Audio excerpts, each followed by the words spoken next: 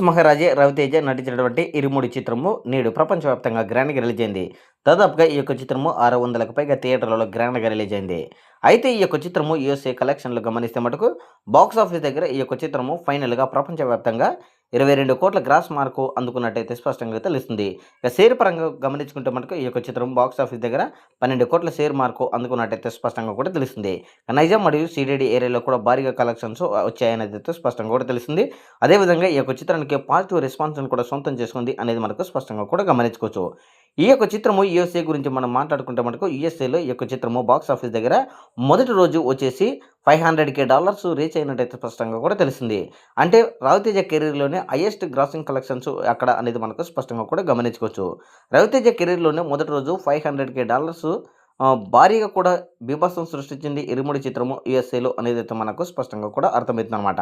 ఇంచుమించు ఈ యొక్క చిత్రము రెండవ రోజు కూడా పాజిటివ్ రెస్పాన్స్‌ని సొంతం చేసుకుంది కాబట్టి $1,000,000 వైపు కూడా పరుగులు పెట్టే అవకాశం ఉంది అనేదైతే స్పష్టంగా కూడా తెలిసింది.